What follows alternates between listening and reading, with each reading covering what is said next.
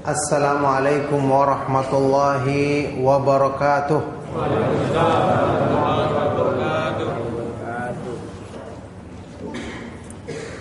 Innal hamdalillah nahmaduhu wa nasta'inuhu wa nastaghfiruh wa na'udzu billahi min shururi anfusina wa min sayyiati a'malina. May yahdihillahu fala mudilla lahu wa may yudlil fala hadiya lahu. Wa ashhadu an la ilaha illallah wahdahu la syarika lahu wa ashhadu anna Muhammadan abduhu wa rasuluh. Ya ayyuhalladzina amanu taqullaha haqqa tuqatih wa la tamutunna illa wa antum muslimun. Ya ayyuhan nasu taqu rabbakumul ladzi khalaqakum min nafsin wahidah wa khalaqa minha zawjaha wa batha minhuma rijalan katsiran wa nisaa'a.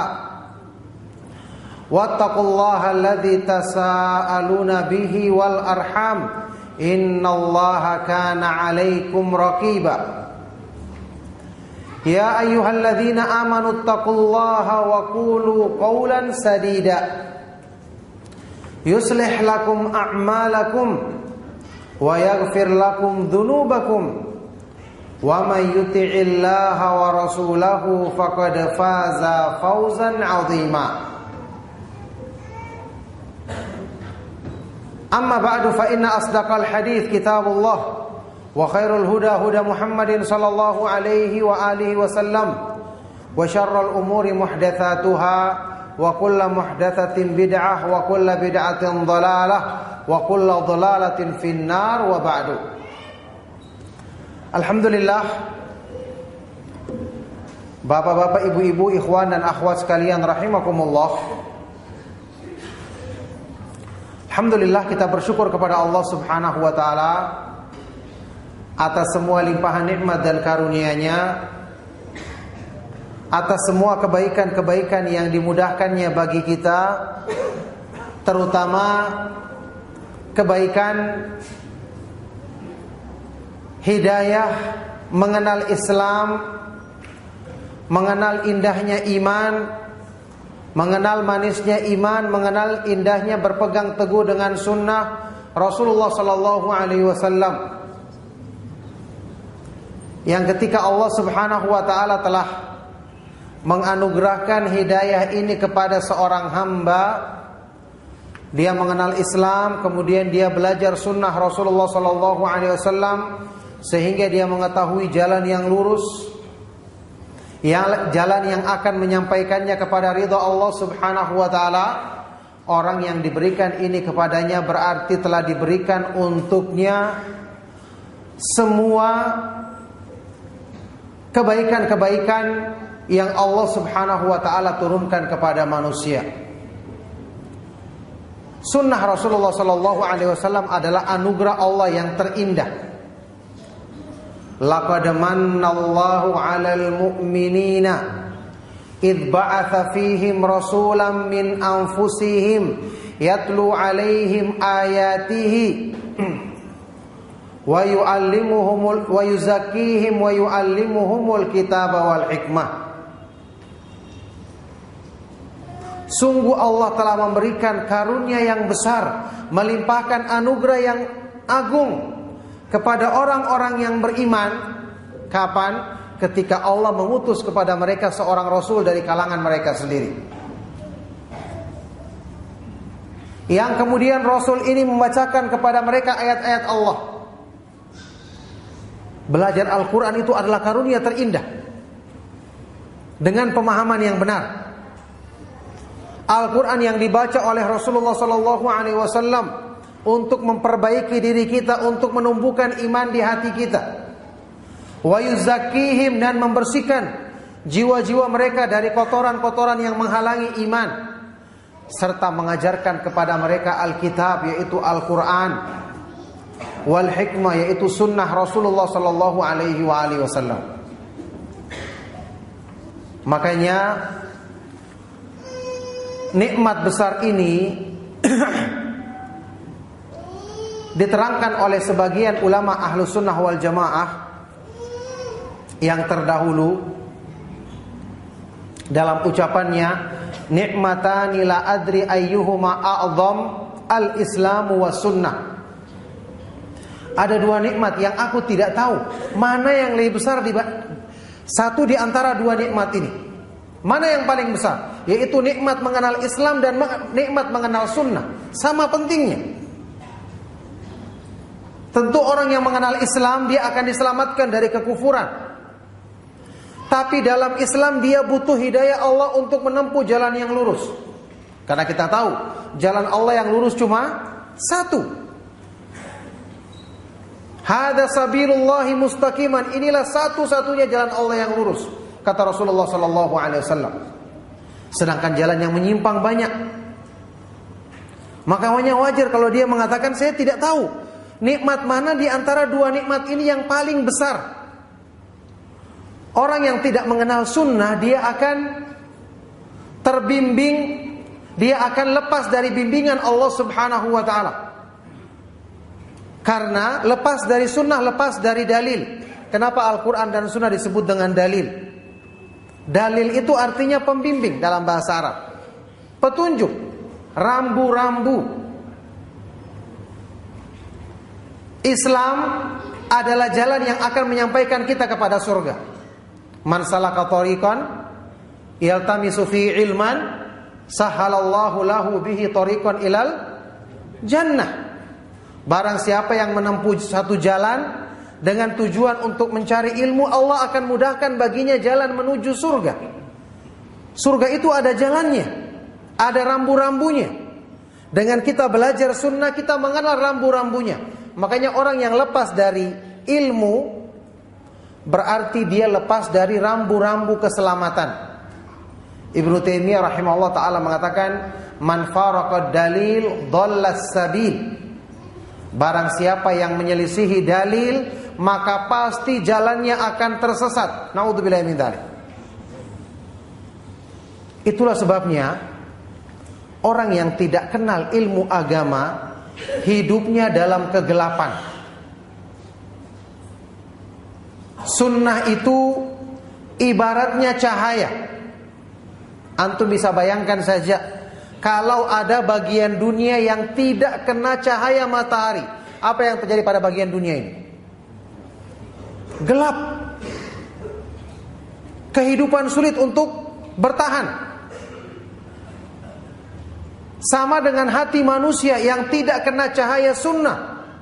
Gelap. Dari sudut pandang inilah kenapa dikatakan kebutuhan manusia untuk mengenal sunnah itu lebih daripada kebutuhan apapun dalam hidupnya, sampai melebihi kebutuhan primer dalam hidupnya. Ibnu Taimiyah rahimahullah ta'ala pernah mengatakan pernyataan seperti ini. Beliau berkata, ar-risalatu daruriyatun lil alam, la budda lahum minha wa hajatuhum ilaiha fawqa hajatihim ila kulli syai'. Ar-risalatu hayatul alam wa ruhuhu wa nuruhu.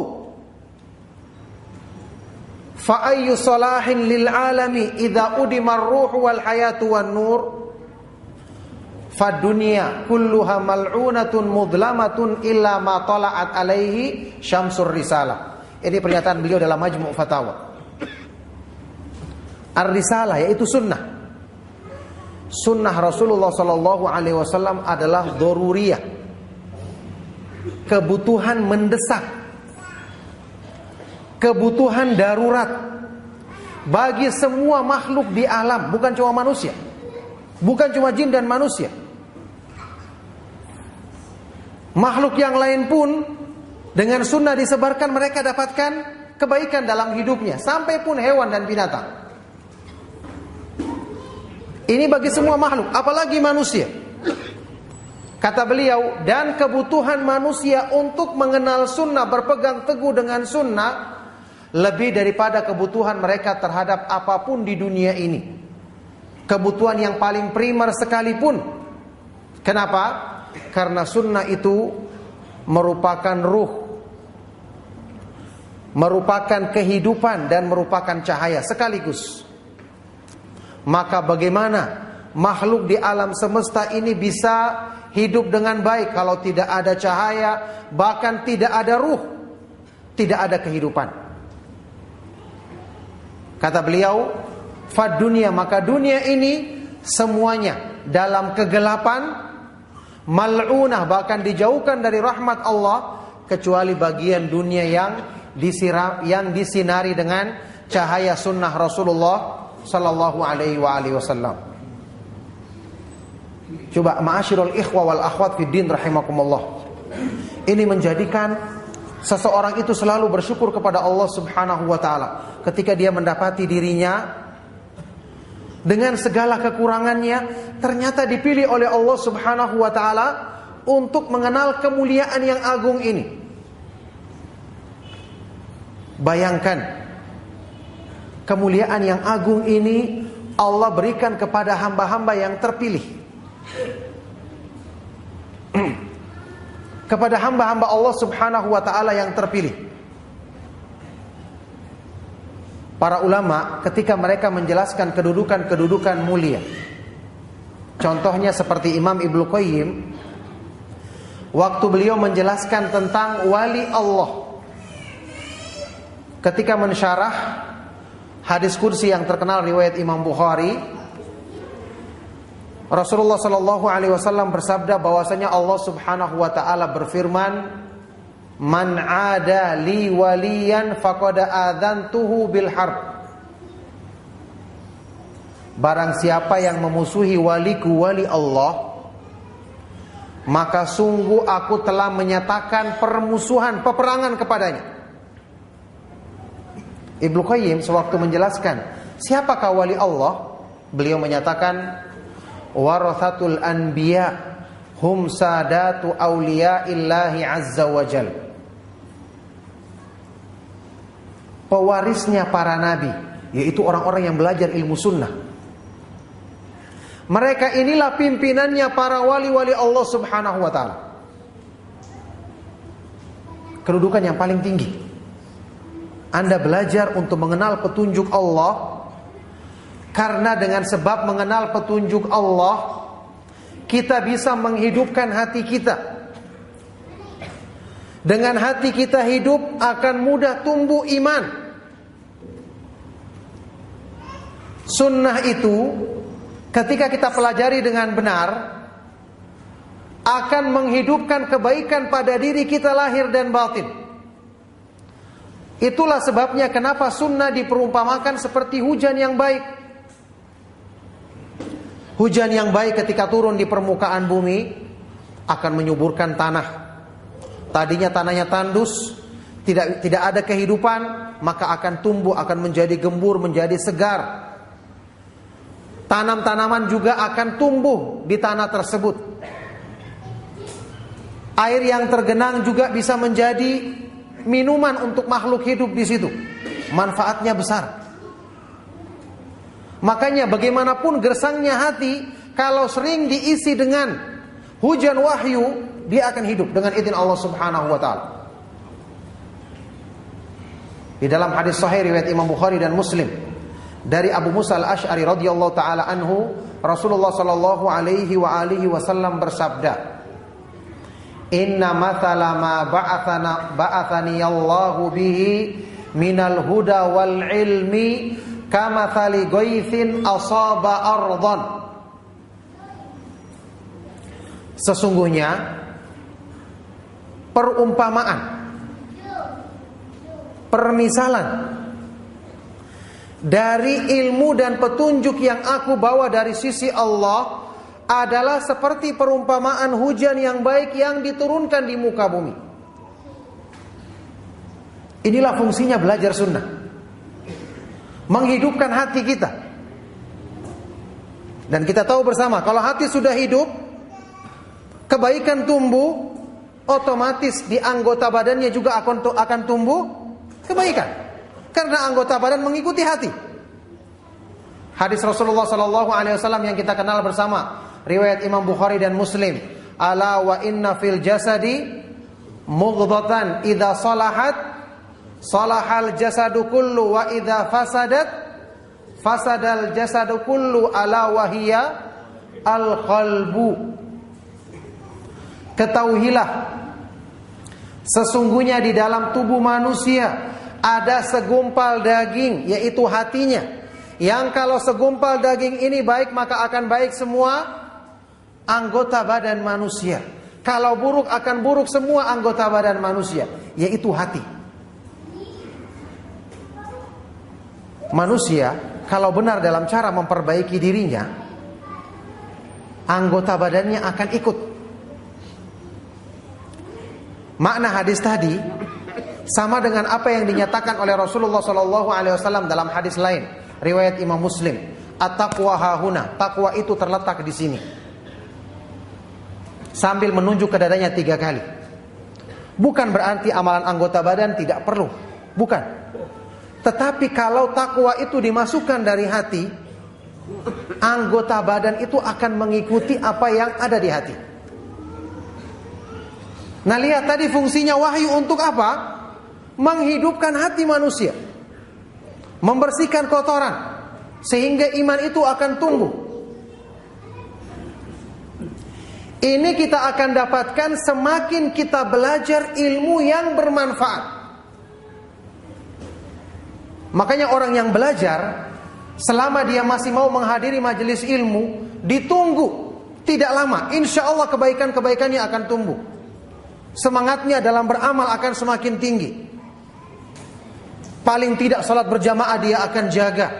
Yang tadinya dia mungkin tidak pernah berpikir bisa melaksanakan salat malam, sekarang alhamdulillah sedikit-sedikit dia sudah laksanakan salat malam. Dia sudah mulai menjaga bacaan Al-Quran. Dia sudah mulai menjaga zikir-zikir yang disyariatkan. Kebaikannya tumbuh. Inilah buah daripada ilmu yang bermanfaat. Al-Quran dan Sunnah itu diturunkan dari sisi Allah. Dulunya ada sebuah athar dari seorang tabi'in yang mulia, Al-Hasan Al-Basri. Tabi'in utama. Al-Hasan Al-Basri ini banyak cerita-cerita yang bohong dinisbatkan kepadanya. Beliau adalah seorang tabi'in mulia, ya, yang pernah menyusu kepada Ummu Salamah, istri Rasulullah SAW sewaktu beliau masih bayi, sehingga dikatakan keberkahan ilmunya didapatkan karena menyusu dari istrinya Rasulullah SAW. Al-Hasan Al-Basri pernah berkata tentang bagaimana ilmu dalam memberikan pengaruh baik di zaman para ulama salaf. Beliau berkata seperti ini: kana rajulun minna idza ta'allama al-hadis. Dulu salah seorang dari kami ketika dia mulai belajar ilmu sunnah, ilmu hadis. Tadinya biasa-biasa, mulai belajar. Ketika ada salah seorang dari kami mulai belajar ilmu hadis, falam yalbath. Tidak perlu ditunggu lama-lama. Sebentar kemudian an yura dzalika, akan terlihat manfaat dan pengaruh dari ilmu yang dipelajarinya fi takhasyu'ihi, dalam meningkatkan kehusyuannya dalam ibadah. Ilmunya bermanfaat. Wasamtihi, menjadikan tingkah lakunya semakin baik. Akhlaknya semakin terpuji. Walisanihi, lisannya semakin lurus, ucapannya semakin yang baik-baik saja. Wabasarihi, pandangan matanya juga terarah kepada hal-hal yang baik. Wayadihi, dan semua amalan anggota badannya menjadi terbimbing pada kebaikan. Ilmu itu pembimbing. Makanya disebut dengan dalil, sudah kita bahas tadi. Ilmu itu menggerakkan hati. Inilah keistimewaan wahyu dari Allah. Wahyu itu kalau kita ikuti, kita biarkan masuk ke hati, dia membimbing kita. Makanya jangan dikira ilmu itu punya kekuatan. Antum tahu salah satu di antara hikmahnya di dalam Al-Quran, di beberapa ayat, dalil. Dalil itu artinya argumentasi ilmiah. ayat Al-Quran atau sunnah Rasulullah SAW, kita katakan ini adalah dalil.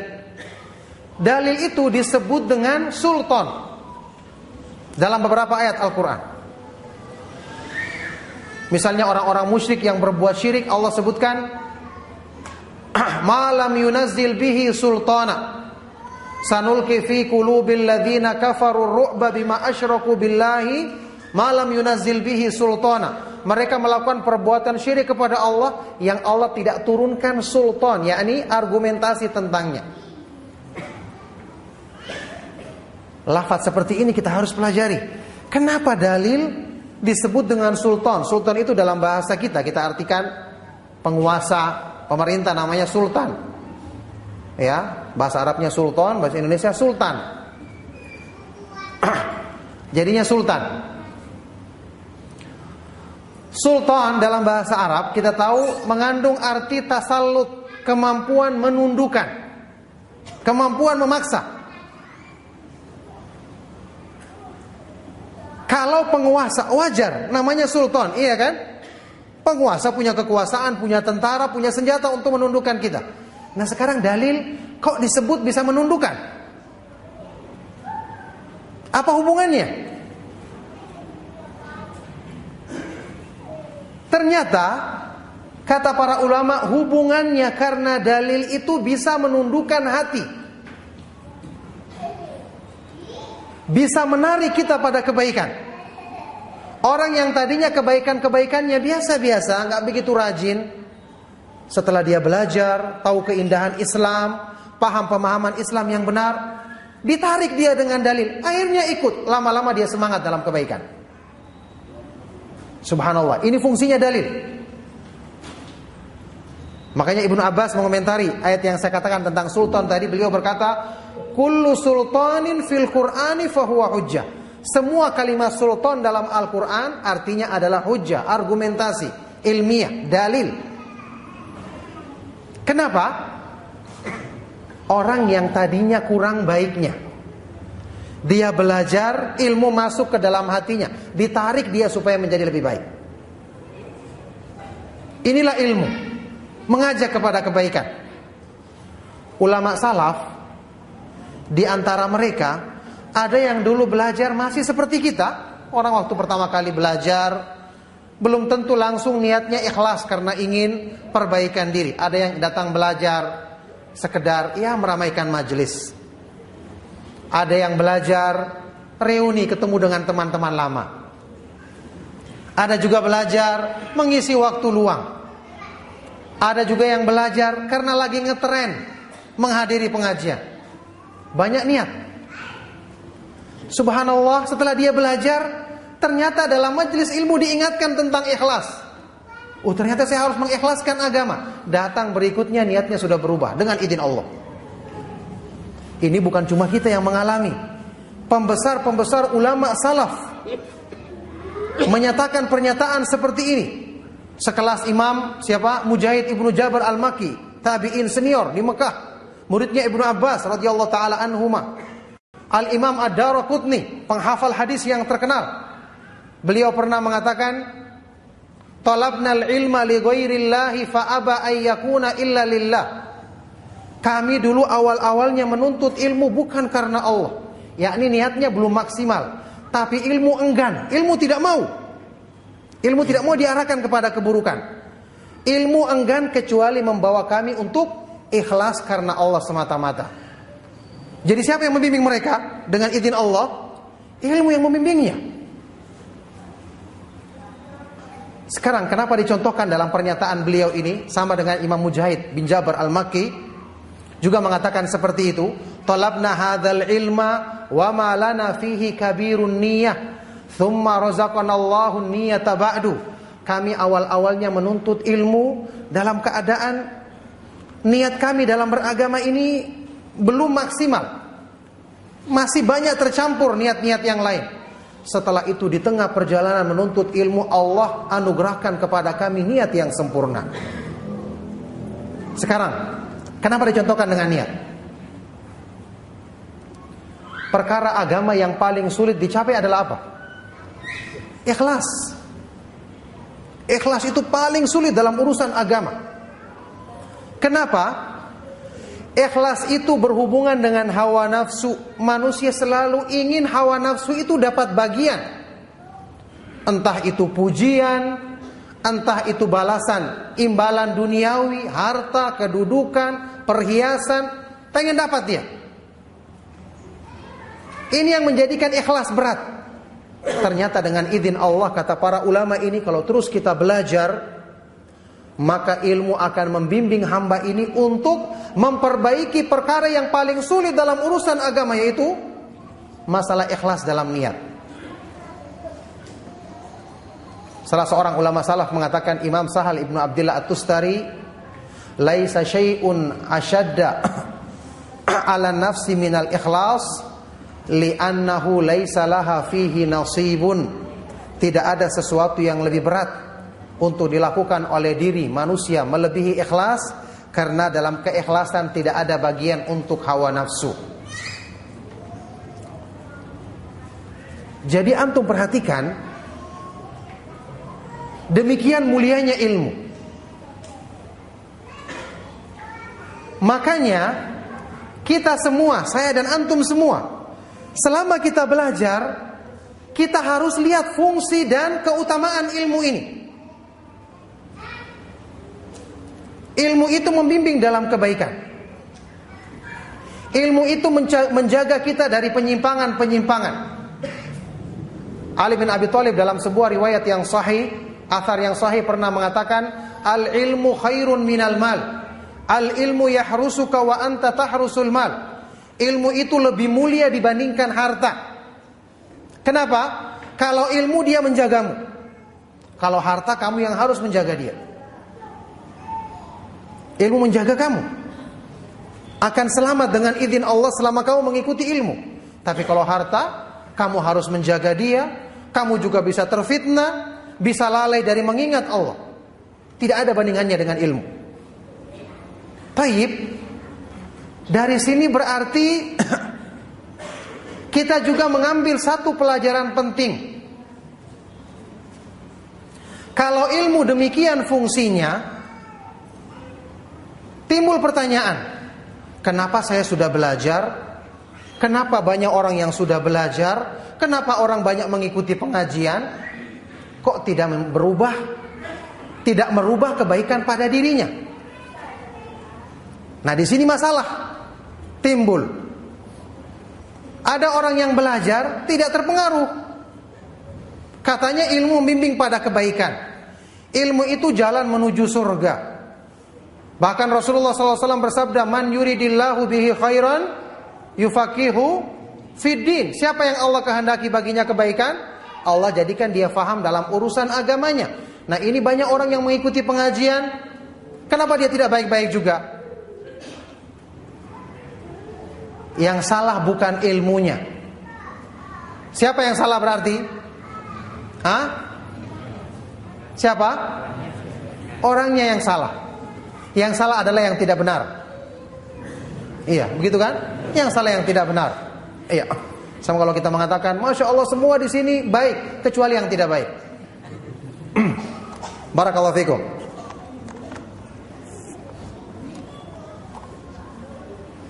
Dari sinilah, sewaktu kita belajar ilmu, kita harus melihat kriteria-kriteria bagaimana ilmu itu bisa memberikan manfaat yang maksimal. Antum, saya dan kita semua, kalau ditanya, kenapa Anda mengikuti kajian sunnah? Kenapa? Apa jawabannya? Biar mendapatkan ilmu, supaya jalan menuju surga. Terus, supaya menjadi semakin baik. Apalagi? Semua tujuan-tujuan yang baik, iya kan? Berarti ada tujuannya. Dari tujuan inilah kita mengoreksi hasil dari ilmu yang kita pelajari. Ilmu itu keistimewaannya tadi membimbing kita untuk dekat dengan Allah. Dari keistimewaan inilah, kata para ulama, ilmu itu dijadikan lebih tinggi dibandingkan amal-amal yang lain dalam Islam setelah kewajiban-kewajiban. Al-Imam Sufyan Ats-Tsauri di dalam kitab Hilyatul Auliya Ibnu Nu'aim menukil ucapannya. Dia mengatakan, "Innama yuta'allamul ilmu li'annahu yuttaqallahu bihi." Yuttaqallahu bihi. Min ajli dzalika fuddila ala ghairihi. Laula dzalika lakana kasairil asya. Ilmu itu dipelajari karena dengan ilmulah kita meraih takwa kepada Allah, kata beliau. Ilmu membimbing kita untuk meraih takwa. Kalau bukan karena ini, disebabkan inilah ilmu itu dijadikan lebih mulia dibandingkan amal-amal yang lain. Kalau bukan karena ini, sama dengan yang lain, tidak ada kelebihan dalam kedudukannya. Nah, dari sini pertama kita harus luruskan apa itu ilmu yang dimaksud. Apa ilmu yang dimaksud? Karena ada ilmu tapi tidak memberikan manfaat kepada orang yang mempelajarinya. Ini kalau kita baca dalam ayat-ayat Al-Quran. Ada jam berapa? Sebentar lagi 10 menit. Ya. Kalau kita baca ayat-ayat Al-Quran, Allah subhanahu wa ta'ala mencela orang-orang Yahudi, padahal mereka itu paham kitabnya. Kitab Taurat yang diturunkan kepada mereka, mereka paham. Tapi mereka sesat di atas ilmu. Afara'aita man ittakhadha ilahahu hawahu wa adallahu Allahu ala ilmin? Tidakkah kamu melihat orang-orang yang menjadikan hawa nafsu sebagai sembahannya, sebagai ikutannya, dan Allah sesatkan dia di atas ilmu? Dia sudah faham. Loh, katanya ilmu membimbing. Kenapa orang ini sesat di atas ilmunya? Rasulullah SAW dalam hadis yang sahih pernah menyebutkan perintah kepada kita, salullaha ilman nafi'an wa ta'awwadhu bihi min ilmin la yanfa'. Mohonlah kepada Allah ilmu yang bermanfaat dan berlindunglah kepada Allah dari ilmu yang tidak bermanfaat. Apa ciri-cirinya ilmu yang bermanfaat? Ilmu yang bermanfaat itu harus terpenuhi padanya kriteria. Sumbernya benar, hasilnya benar. Sumbernya benar, buahnya manis, ada. Sumbernya harus benar. Kalau sumbernya tidak benar, maka tidak akan menghasilkan yang baik. Sumber ilmu yang benar tidak lain adalah sebaik-baik petunjuk, sebenar-benar ucapan adalah kitabullah. Fa inna asdaqal hadits kitabullah wa khairul huda huda Muhammadin sallallahu alaihi wasallam. Al-Qur'an dan sunnah sumber ilmu yang terbaik, tentu dengan pemahaman yang benar, pemahaman para ulama salaf. Makanya ini kelihatannya sepele, tapi banyak di antara kita yang kurang perhatian. Al-Quran dan Sunnah dengan pemahaman salaf, pemahaman para ulama Ahlus Sunnah wal Jamaah. Inilah manhaj salaf. Di dalam kitab Fadlu Ilmi Salaf ala Ilmil Khalaf, keutamaan ilmu salaf di atas ilmu khalaf, Imam Ibn Rajab Al-Hambali sewaktu menjelaskan, ilmu yang bermanfaat itu adalah mempelajari dhabtul nususil kitab, mempelajari dengan cermat ayat-ayat Al-Quran, hadis-hadis Rasulullah SAW, memisahkan hadis yang lemah dan dari hadis yang sahih, kemudian berusaha memahaminya dengan pemahaman para ulama salaf. Sumbernya jelas. Terus bagaimana prakteknya? Prakteknya waktu belajar, Anda harus menjadikan patokan. Saya mau belajar, mendengarkan pengajian, mendengarkan nasihat, harus dari nukilan-nukilan yang banyak bersumber dari Al-Quran dan Sunnah. Nah, orang sekarang kelirunya, ketika dia mengikuti pengajian, yang dipilih pengajian adalah yang banyak lucunya. Anda mau ngaji atau mau menyaksikan lawak? Kalau mau dapat lucu-lucu, saksikan acara lawakan. Bisa ketawa dari awal sampai akhir. Kalau dalam bahasa kita di Sulawesi, ketawa sampai bodoh. katanya. Itu ketawa sampai terpinggal-pinggal, ketawa sampai bodoh. Itu lawakan. Anda kalau ingin belajar, ilmu itu kadang tidak diukur dari kemampuan berkata-kata. Antum bisa bayangkan, kalau antum baca biografinya para sahabat, mereka itu kalau ditanya tidak mau bicara, sampai berputar lagi, sampai kembali kepada yang pertama, baru dia menjawab. Sekarang orang mengukur ilmu itu dari kepandaian berkata-kata, sekedar retorika saja. Ingat, kepandaian berkata-kata tidak salah kalau ada landasannya ilmu yang benar. Al-Quran dan Sunnah disampaikan nukilan-nukilan. Al-Quran dibacakan, hadis dibacakan, ucapan ulama salaf. Ini baru namanya ilmu. Ditambah dengan bahasa yang indah. Masya Allah, cahaya di atas cahaya, nurun ala nur. Tapi kalau cuma retorika yang indah, tidak melambangkan ilmu. Di dalam sebuah athar yang sahih dari Abdullah bin Mas'ud radhiyallahu taala anhu. Ini yang athar terakhir sebelum kita adzan. Dari Ibnu Mas'ud radhiyallahu taala anhu dengan sanad yang sahih, beliau pernah membandingkan keadaan ilmu di zamannya tabi'in, zamannya sahabat, dan di akhir zaman. Beliau berkata di depan murid-muridnya, "Innakum fi zamanin katsirun fihi ulama'uhu wa qalilun khutaba'uhu, wa sayati zamanun katsirun fihi khutaba'uhu wa qalilun ulama'uhu." Kalian sekarang berada di masa, di zaman sekarang, banyak orang yang berilmu tapi sedikit yang pandai berkhutbah, yang pandai berceramah. Ibnu Mas'ud zamannya sahabat, zamannya pembesar tabi'in, penghafal hadis. Sedikit yang pandai berceramah, tapi banyak yang berilmu. Nanti akan muncul di akhir zaman, waktu itu banyak orang yang pandai berkhutbah, berceramah, tapi sedikit yang berilmu di antara mereka. Sudah khutbahnya berapi-api sampai keluar asap, tidak ada ilmunya. Ini bukan menjadi ukuran. Di sini kita bisa bedakan bagaimana kita bisa dapatkan manfaat, merubah diri kita yang dari awal kita dengarkan sampai akhir hanya ucapan manusia, tidak menyentuh hati karena tidak dinukilkan firman Allah. Ada lagi yang menukilkan Al-Quran, ditafsirkan dengan hawa nafsu karena dia tidak menukil ucapan para ulama salaf, iya kan? Jadinya tidak mendatangkan hasil, tidak menjadi perbaikan bagi orang yang mendengarkan nasihat yang seperti itu. Cukup ya? Kita udah masuk?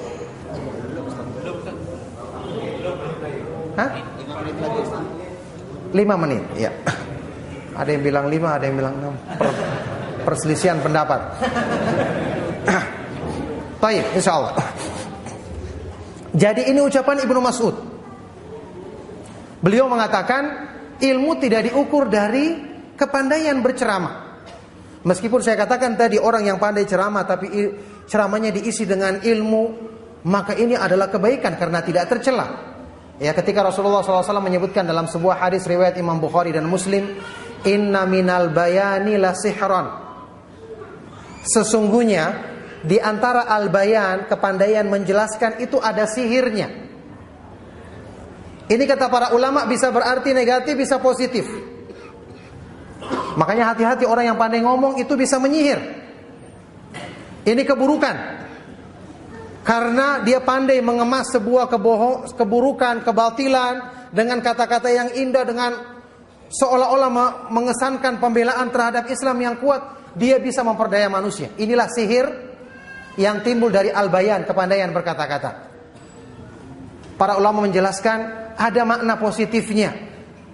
Orang yang paham kebenaran, dia berusaha memperindah cara penyampaiannya, tentu dengan cara yang benar. Dia berusaha mempermudah cara penyampaiannya sampai kepada masyarakat sehingga orang tertarik dengan kebenaran. Ini makna yang positif.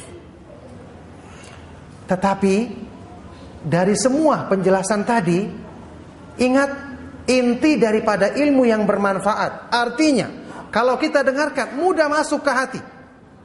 Kenapa? Hati itu diciptakan oleh Allah. Al-Quran dan Sunnah diturunkan oleh Allah. Kedua-duanya ini kalau ketemu langsung klop. Kedua-duanya ini saling mencari.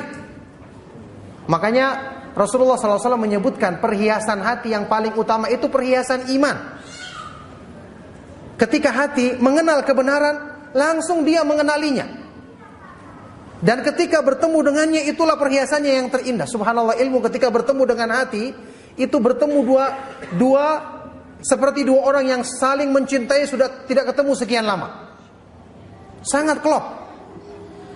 Allahumma zayyinna bizinatil iman, kata Rasulullah SAW. Ya Allah, hiasilah hati kami dengan perhiasan iman.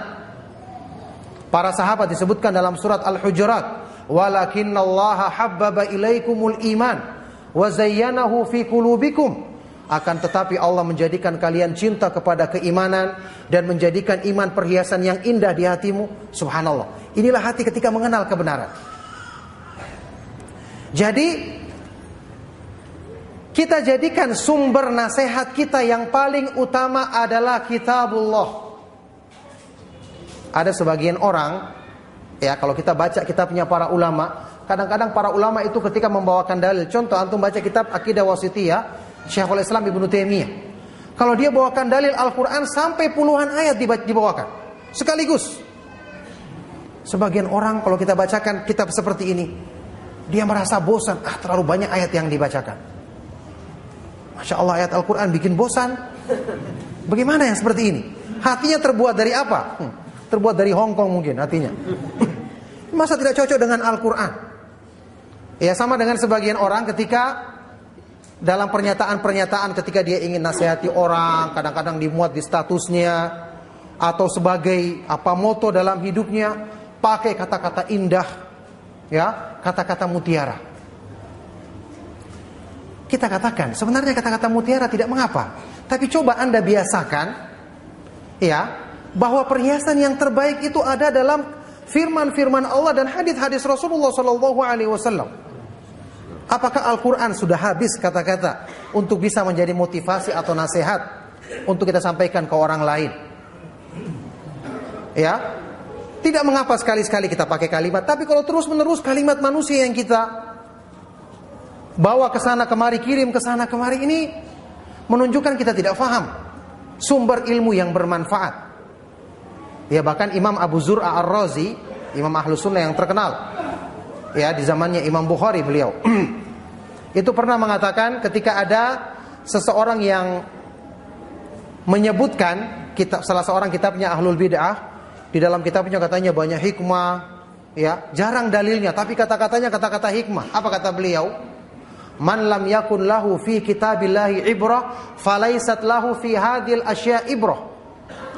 Siapa yang tidak bisa mendapatkan ibrah, nasihat kebaikan dari Al-Quran, maka tidak ada ucapan manusia apapun yang bisa menjadi nasihat kebaikan bagi dirinya.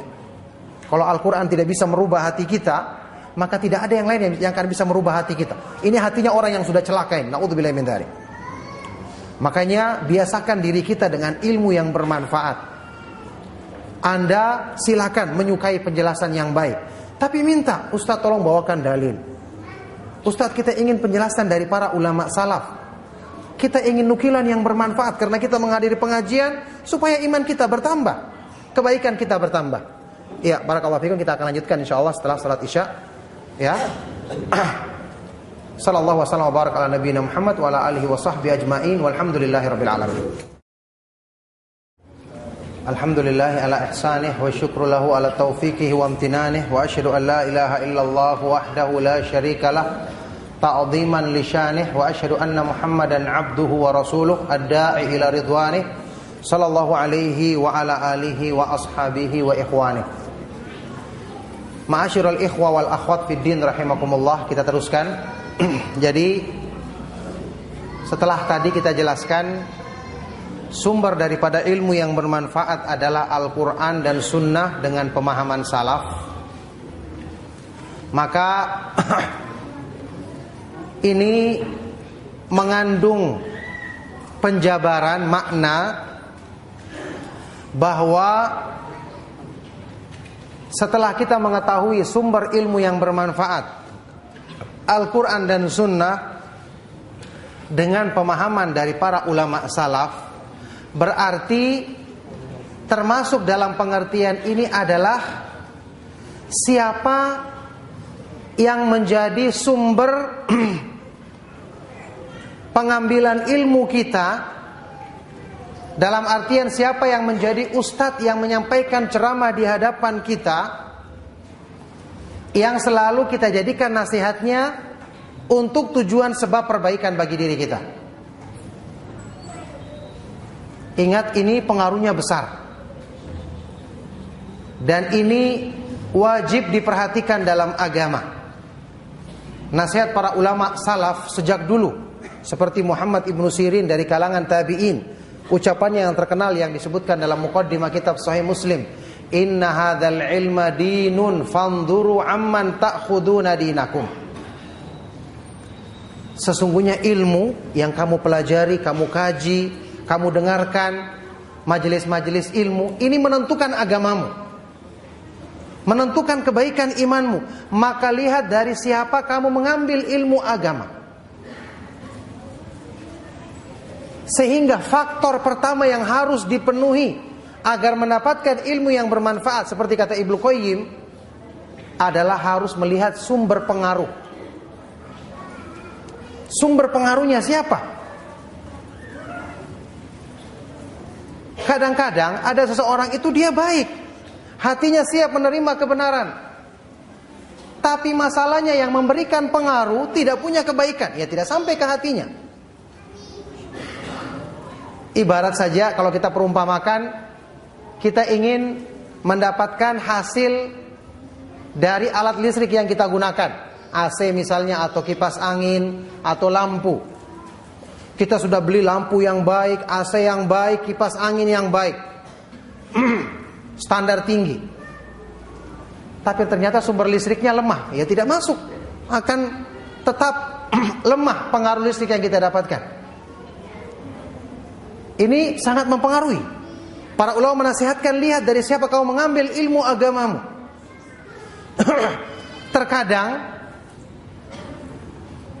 keburukan atau tidak sampainya, tidak terbukanya hati menerima kebaikan bukan karena permasalahan ada pada orang yang mendengarkan. Terkadang masalahnya ada pada siapa yang menyampaikan.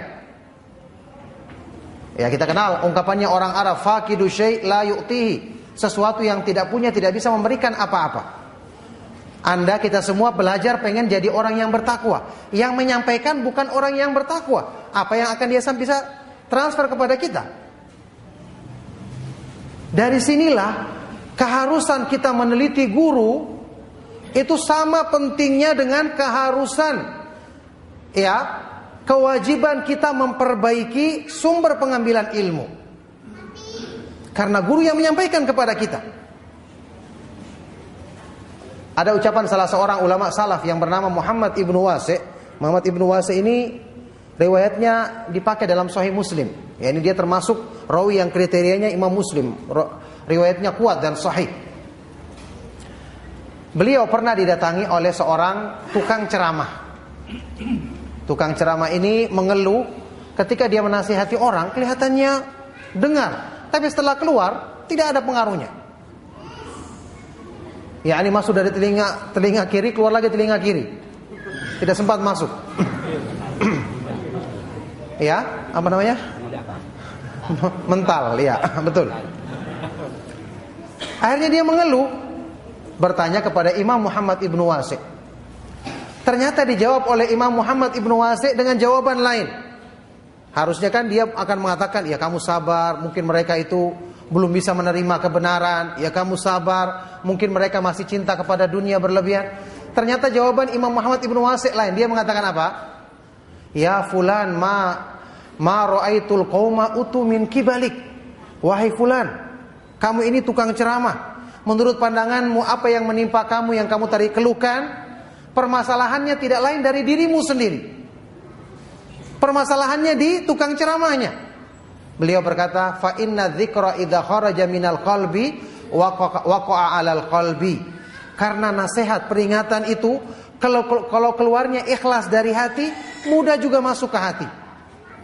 Ini namanya dari hati ke hati.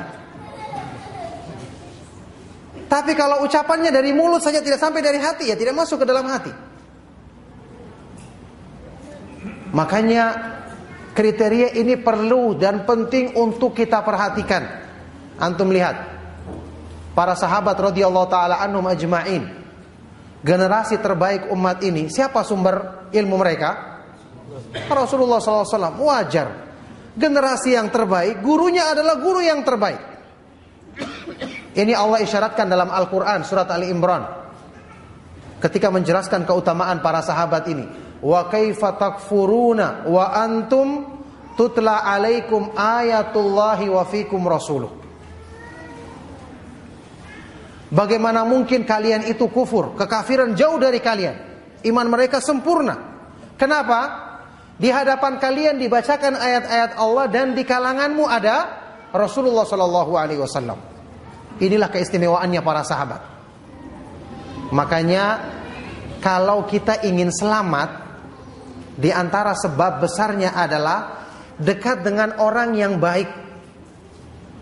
Terpengaruh kita dengan kebaikannya.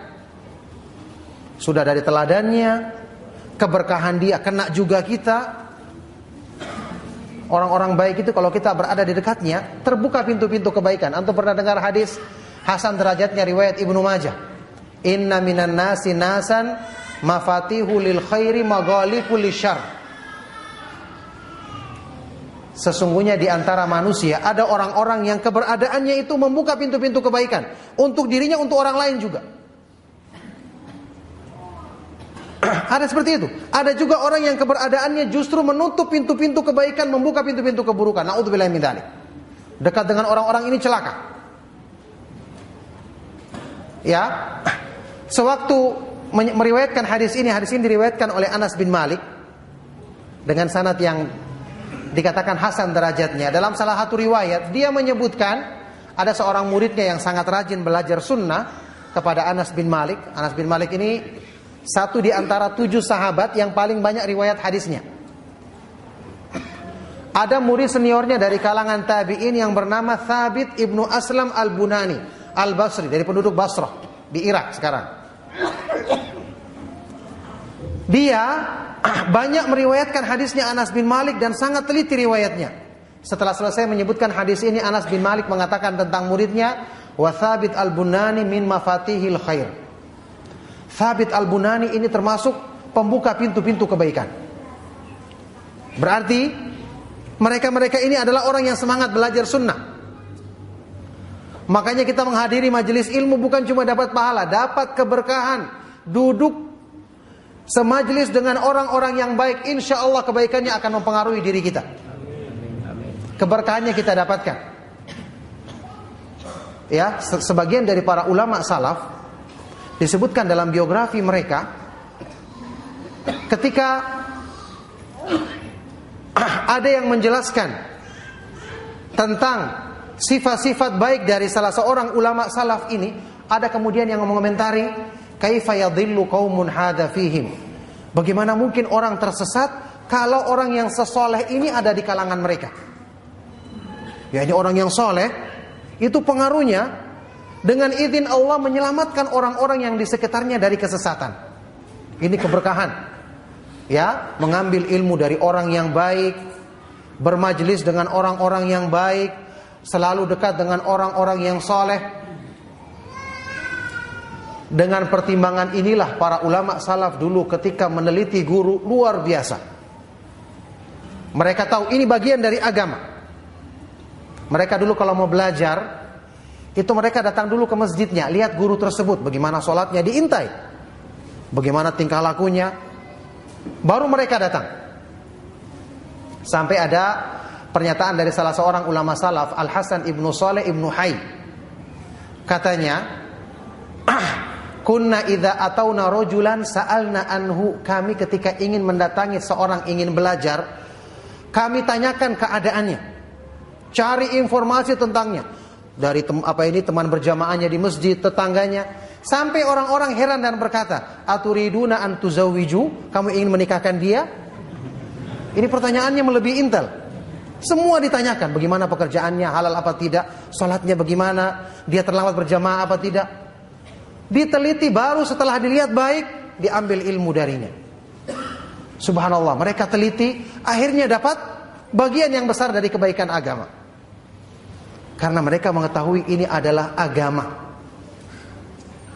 Dari sinilah kehati-hatian perlu dalam menuntut ilmu. Ingat, berteman beda dengan menuntut ilmu. Ini yang orang sering salah paham. Ketika kita ingatkan, antum kalau belajar sama ustadz yang jelas. Dia dari menuntut ilmu di mana menuntut ilmunya, pemahamannya bagaimana, rekomendasi dari para ustadz lain. Harus dilihat. Apa sebagian orang menjawab? Ustadz, yang penting kan orangnya baik. Kita diperintahkan dalam Islam untuk bersangka baik kepada orang. Ini tidak paham dia namanya, tidak nyambung. Kita katakan sama orang seperti ini, Anda kalau punya tetangga yang baik, ramah, suka membantu, tapi dia bukan dokter, kalau Anda sakit apakah berobat di dia karena baik? Ke dia apa kemana? Ke dokter? Ke dokter kan? Ada tetangga lain dokter, orangnya tidak ramah, bicaranya kasar. Tapi ketika Anda sakit, Anda kemana? Ke orang yang baik itu atau ke yang kasar ini? Ke yang kasar, karena dia punya keahlian. Mungkin kalau Anda berteman sehari-hari ke tempat yang ramah ini, tentu kita berteman dengan dia. Tapi untuk mengambil ilmu, karena ini berhubungan dengan keahlian, tidak boleh hanya karena orangnya ramah. Karena dia ramah, motor saya rusak, saya bawa suruh perbaikan ke dia. Padahal dia bukan tukang bengkel. Mungkin dia tukang ngisi air, airnya diisi dengan air motor kita, rusak airnya kan? Karena bukan ahlinya. Dalam urusan dunia kita praktekkan seperti itu. Apalagi urusan agama. Antum tahu di antara kriteria hadis itu dikatakan hadis dhaif, lemah di kalangan para ulama ahlul hadis, kalau ada rawi, bukan rawinya lemah, dia tidak dikenal keadaannya, dinamakan majhulul hal. Dicari biografinya, namanya ada. Imam Bukhari tidak menceritakan biografinya. Imam Ibnu Abi Hatim tidak menyebutkan biografinya. Sebelumnya lagi Imam Ahmad tidak menyebutkan. Mereka tidak mengenalnya. Ada yang mengatakan, la arifu, aku tidak mengenalnya. Loh, bagaimana orang seperti ini? Tidak diterima riwayatnya. Berarti hadisnya dhaif. Kenapa? Orangnya tidak dikenal. Guru itu harus dikenal. Harus terbukti kebaikan dan keahliannya. Bukan cuma kebaikannya, keahliannya juga. Bahkan di zaman para ulama salaf dulu, ada sebagian orang-orang yang soleh. Soleh betulan, bukan namanya soleh. Ini benar-benar rajin ibadah. Ya, mereka rajin beribadah zuhud. Bayangkan tinggal di Madinah, selalu beribadah di Masjid Nabawi. Solehnya tidak diragukan lagi. Tapi oleh para ulama ahlul hadis, tidak ada yang pernah belajar hadis dari mereka. Bukan ahlinya. Soleh saja tidak cukup. Memang di antara syaratnya periwayatan hadis, dia orangnya harus jujur, amanah, terpercaya. Ini di antara syaratnya. Tapi ada syarat yang lain, yaitu kecermatan, keahlian, ilmu tentang hadis Rasulullah SAW. Sampai-sampai Imam Malik pernah mengatakan, ya, adraktu fi hadzal balad, aku jumpai di negeri ini, negeri Madinah, mi'ata rajulin, sekitar 100 orang laki-laki syekh yang rajin beribadah zuhud, selalu di Masjid Nabawi. Disebutkan ibadahnya luar biasa, amanahnya luar biasa, sampai kalau dititipkan baitul mal dengan harta yang penuh, mereka akan tunaikan dengan sempurna. Kata Imam Malik, la yu'khadhu anhumul hadis, tidak ada seorang pun yang belajar hadis dari mereka. Kenapa? Yuqalu laisa min ahlihi, karena mereka bukan ahlinya. Orang yang penuntut ilmu hadis, imam ulama ahlul hadis dulu, mereka itu ibadahnya rajin, salat malamnya rajin, tapi waktunya juga banyak digunakan untuk meneliti hadis. Setelah ditulis hadisnya dijaga, dibandingkan dengan yang lain supaya terjaga riwayatnya. Makanya kalau kita baca biografinya para ulama ahlul hadis dalam masalah ketelitian, ada sebagian di antara mereka yang dia tidak mau tulis hadisnya sampai dia dengar minimal 3 kali. Makanya ada sebagian di antara para ulama itu, kalau didatangi oleh para imam ahlul hadis, mereka malah tidak suka. Karena datangnya itu bukan untuk menulis, tapi untuk menguji riwayat. Imam Syu'bah Ibnul Hajjaj, kalau dia datangi seorang perawi yang dia sudah tulis hadisnya, tinggal dekat rumahnya, setiap dia lewati tanya, bagaimana hadis yang kemarin Anda sampaikan? Lewat lagi besoknya, bagaimana hadis yang kemarin? Sampai orang ini bosan. Ada lagi di beberapa guru yang pernah dihadiri majelisnya oleh Imam Ahmad, Yahya bin Ma'in, Ali ibnul Madini. Guru ulama hadis, banyak muridnya. Ketika dia menyampaikan hadis di depan murid-muridnya, baca bukunya dia pede, baca hadis. Diketuk pintu, siapa yang masuk? Ali ibnul Madini. Mulai berubah dia. Ini datang bukan cuma untuk nulis, karena mereka ini meneliti riwayat, masih bisa membaca. Diketuk lagi pintunya, siapa yang masuk? Imam Ahmad bin Hambal. Wah, sudah mulai hampir jatuh bukunya. Baca lagi sebentar, diketuk lagi pintunya, siapa yang masuk? Imam Yahya bin Ma'in. Jatuh bukunya langsung. Sampai sebagian muridnya yang menolong dia untuk diangkatkan. Gemetaran, karena yang datang 3 orang ini bukan cuma menulis, membandingkan riwayat. Luar biasa, mereka teliti. Sampai-sampai untuk satu hadis itu mereka harus keliling dunia dulu untuk dibandingkan riwayatnya. Ya, ini keahlian mereka itu luar biasa. Memang ini ilham dari Allah. Penjagaan terhadap sunnah Rasulullah sallallahu alaihi wasallam. Ya, yang dengan ini terjamin kemurnian sunnah sampai di akhir zaman. Ini pembahasannya lain, cuma saya bawakan karena ada hubungannya. Jadi, keahlian. Dan tidak semua orang itu ahli. Inilah sebabnya antum kalau baca kitab-kitab mustalah, misalnya Tadribur Rawi, hadis-hadis palsu. Antum tahu, hadis palsu itu banyak tersebar di masyarakat. Ternyata penyebab utamanya memang ada orang-orang zindik, ya kan? Dia suka bikin hadis palsu. Orang-orang zindik itu orang-orang munafik. Tokoh-tokoh yang mengaku Islam padahal mereka ingin merusak Islam. Mereka ini banyak peran yang membuat hadis-hadis palsu. Tapi mereka bukan yang paling terbesar sebab tersebarnya ilmu hadis-hadis yang palsu. Ternyata yang paling banyak menyebarkan atau menjadi sebab tersebarnya justru orang-orang soleh yang ahli ibadah tapi tidak paham ilmu hadis. Kenapa? Ketika dia dapatkan riwayat, oh ini bagus, sebarkan. Yang penting bagus, bukan lihat sanadnya, bukan teliti sahih tidaknya. Yang penting ini kelihatannya bagus, disebarkan sama dia. Ada salah seorang dari kalangan tabi'in di Kufah, namanya Thabit ibnu Musa Az-Zahid, ahli ibadah, luar biasa. Nah kebetulan di Kufah itu ada namanya Syarik ibnu Abdillah An-Nakhai, ulama dari kalangan tabi'in. Dia banyak meriwayatkan hadis. Di majelisnya, satu saat dia sedang menyampaikan hadis Rasulullah SAW. Thabit ibnu Musa Az-Zahid ini masuk di pintu. Gurunya ini melihat, ada orang soleh yang rajin beribadah. Langsung dia potong pembahasan hadisnya, langsung dia mengatakan, man kathurat salatuhu bil-lail hasuna wajhuhu bin nahar. Siapa yang banyak solat malamnya akan bercahaya wajahnya di siang hari. Ini orang soleh ini masuk, wah ada hadis seperti ini, luar biasa. Langsung ditulis sama dia, dicari sama murid yang lain, mana sanadnya, digabungkan.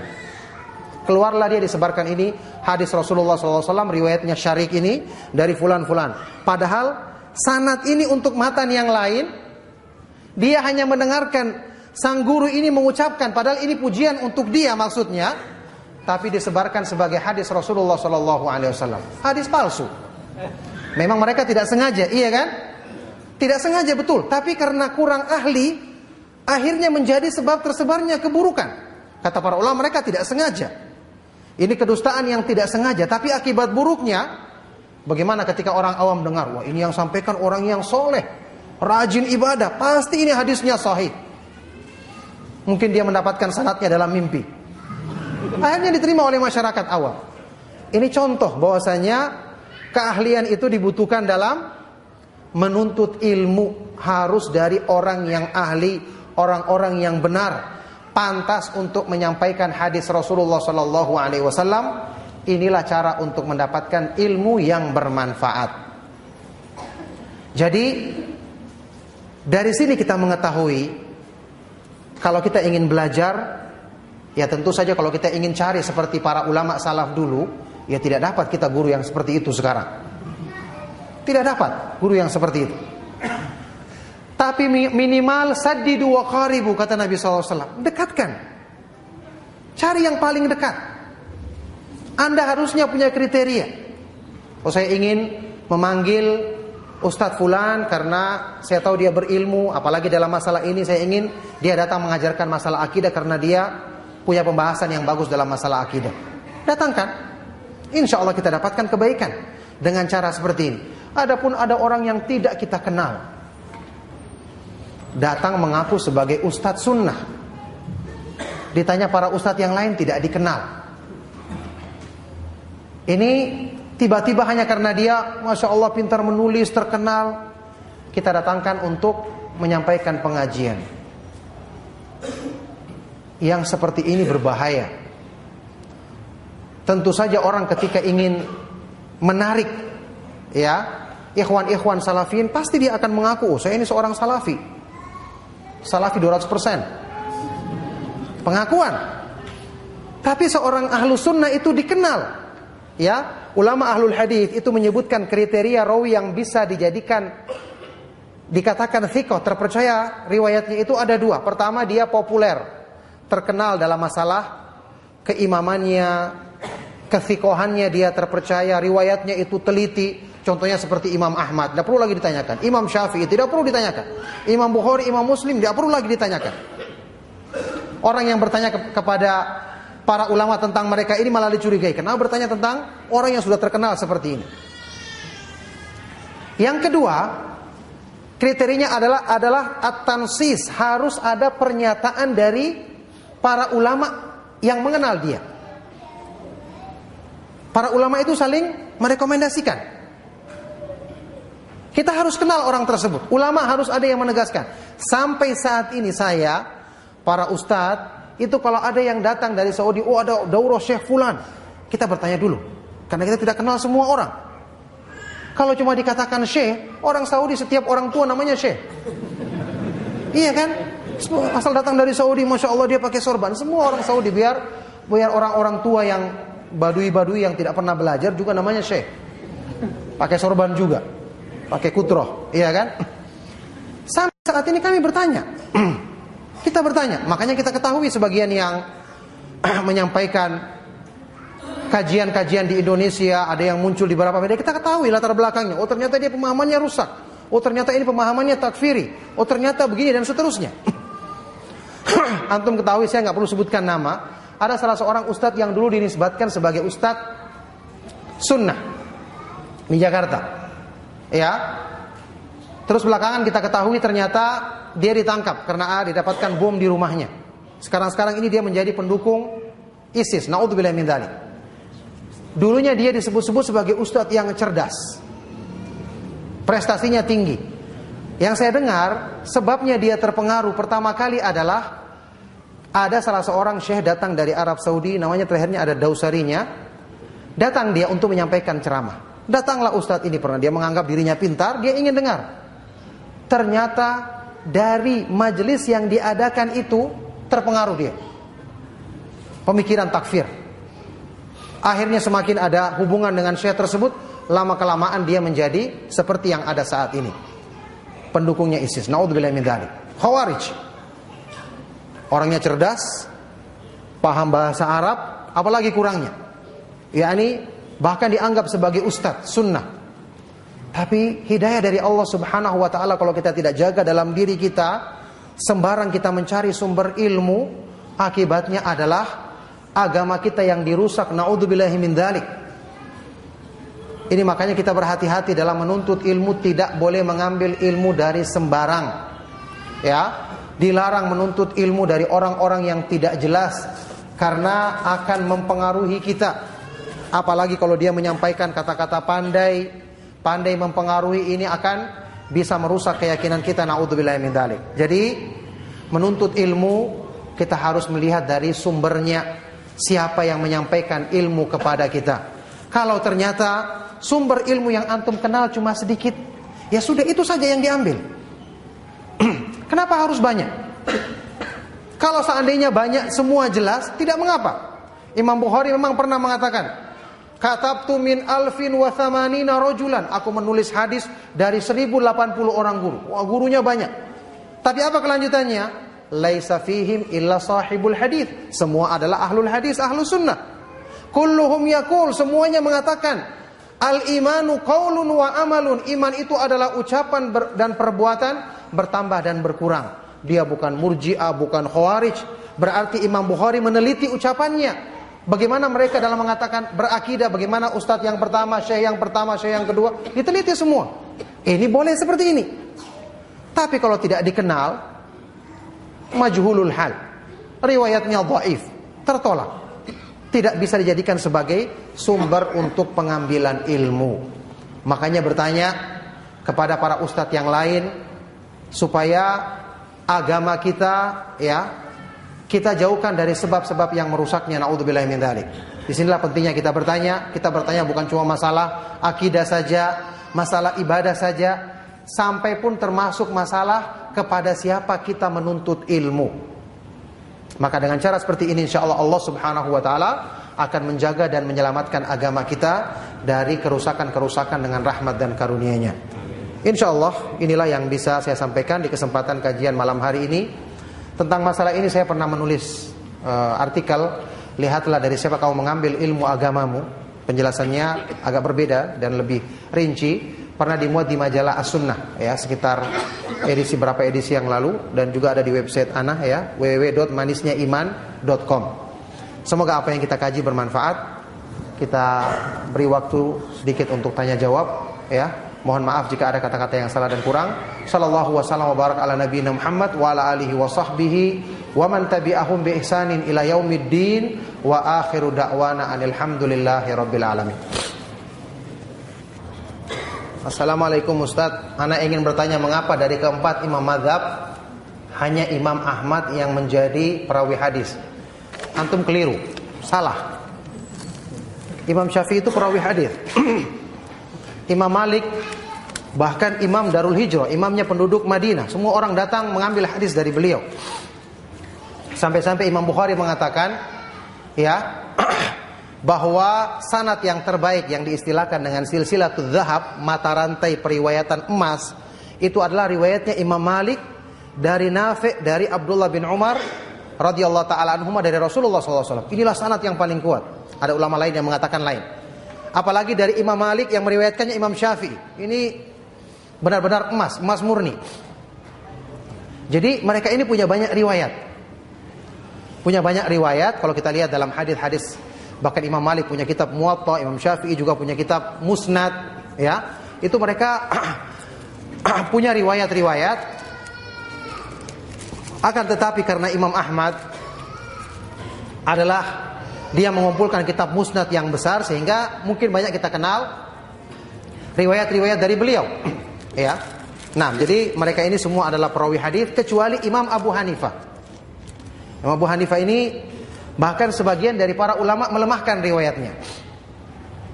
Makanya dia yang disebut-sebut paling sedikit pemahamannya terhadap ilmu hadis, ilmu sunnah. Tapi bagaimanapun beliau punya prinsip selalu kembali kepada Rasulullah SAW ketika hadis itu sahih.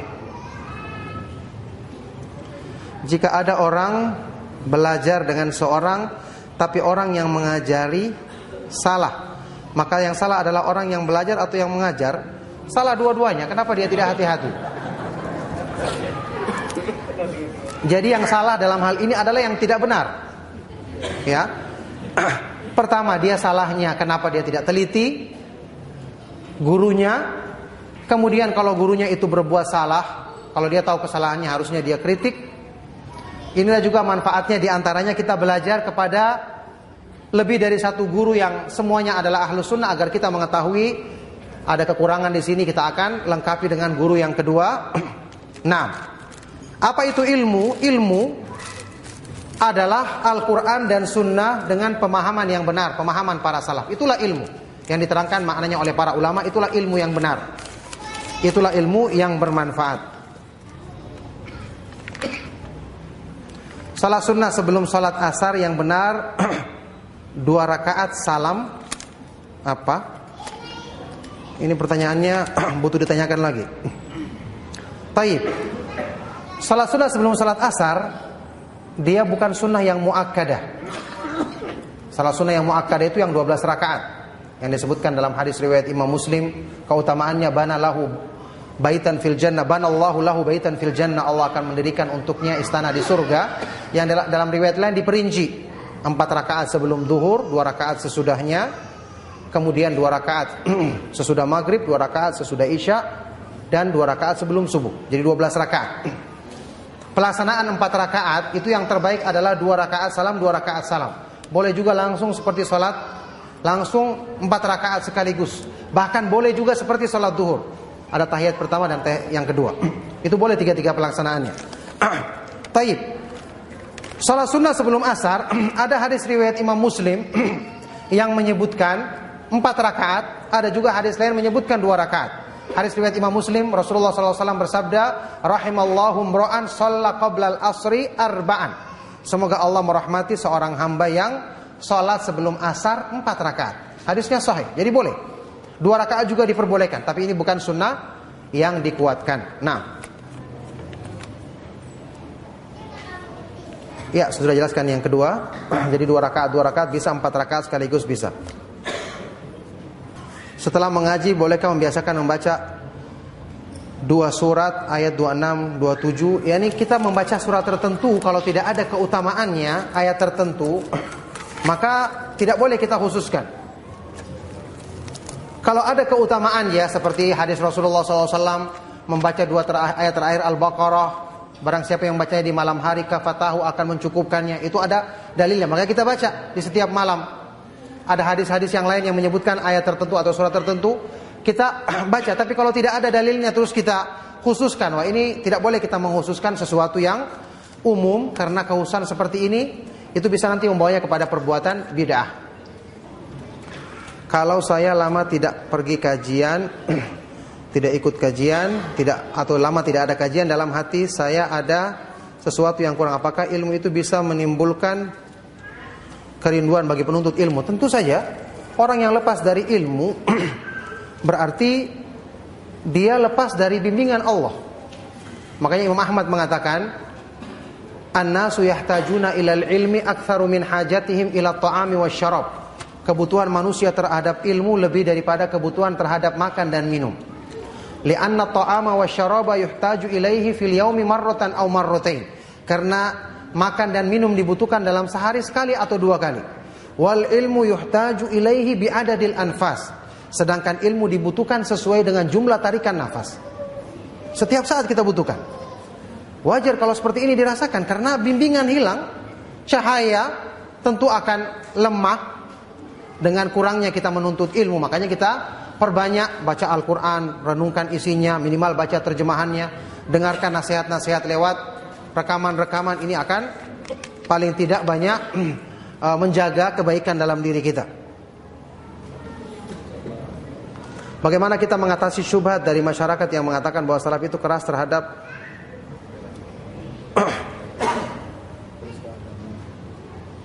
kelompoknya, tapi terhadap penista agama diam. Ya, masalahnya di dalam Islam itu bersikap keras harus ada tempatnya. Nabi Musa dan Nabi Harun alaihi wassalatu wassalam ketika Allah perintahkan untuk menasehati Fir'aun, bukan cuma menistakan agama, ini mengaku sebagai Tuhan.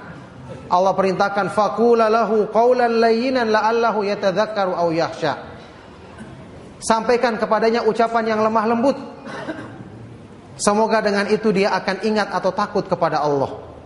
Apakah kita akan mengatakan Nabi Musa dan Harun penakut? Allah juga takut sama Fir'aun sampai disuruh berkata yang lemah lembut? Tidak demikian, karena dakwah sunnah tidak menghendaki cara yang seperti itu.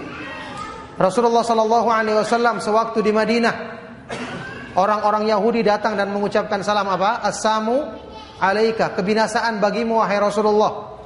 Apa jawabannya Rasulullah SAW? Cuma jawab waalaikum. Aisyah saya sampai marah mendengarkan ini. Ummul Mukminin langsung mengatakan waalaikumsalam wa la'na, dan atas kalian kebinasaan dan laknat Allah. Ditegur oleh Rasulullah SAW. Mahlan ya Aisyah, pelan-pelan wahai Aisyah. Innallaha rafiqun yuhibbur rifq. Sungguhnya Allah Maha lembut dan mencintai kelemah lembutan. Di Madinah kaum muslimin sudah kuat, orang-orang Yahudi lemah, tapi Rasulullah SAW tidak menggunakan cara seperti itu. Padahal ini menghina Nabi apa tidak? Menghina Nabi, bahkan mendoakan kebinasaan kepada Nabi SAW. cara berdakwah yang benar itu bukan diukur dari perasaan kita, ya, tapi kita ukur dari petunjuk yang diturunkan oleh Allah Subhanahu wa taala kepada Rasulnya sallallahu alaihi wasallam. Kita mengingkari pelecehan terhadap agama. Buktinya kita menjelaskan tentang makna yang benar. Kita mengatakan ini adalah perbuatan yang tercela dan yang terkutuk. Cuman kita katakan pelecehan lain juga banyak. Kalau itu dilakukan oleh seorang yang kafir, orang kafir aslan tidak ada penghargaannya terhadap agama. Tapi pelecehan agama lebih besar, perbuatan syirik yang dilakukan oleh orang-orang yang mengatasnamakan agama, dikenal sebagai tokoh agama, di mana-mana ada. Tapi kenapa tidak ada yang datang untuk melakukan demo agar ditutup tempat-tempat tersebut? Apakah ada yang lebih melecehkan hak Allah Subhanahu wa taala dibandingkan syirik? Perbuatan terang-terangan ini tidak ada yang mengingkarinya atau tidak ada yang berusaha untuk menutupnya, ya. Maka ini merupakan perkara yang aneh. Makanya kata para ulama, ciri-ciri pemahaman Khawarij seperti itu. Kalau sudah berhubungan dengan upaya meruntuhkan pemerintah, pasti mereka rame membicarakannya. Tapi kalau kemungkaran lain yang tidak berhubungan dengan upaya untuk menjatuhkan pemerintah, mereka tidak mengingkari hal tersebut. Nah,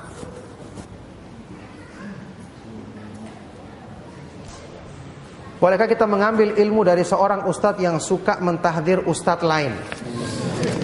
Kalau tahdirnya ngawur dan asal-asalan, ya tidak boleh. Tapi kalau tahdirnya benar harus dilihat dulu. Kalau yang dimaksud mungkin adalah orang yang suka mentahdir asal-asalan tanpa dalil, maka ini menunjukkan orang tersebut punya kesalahan dalam masalah menilai. Dengan cara seperti ini ditolak penilaiannya. Dan ini ada keterangannya dari para ulama Ahlus Sunnah wal Jamaah.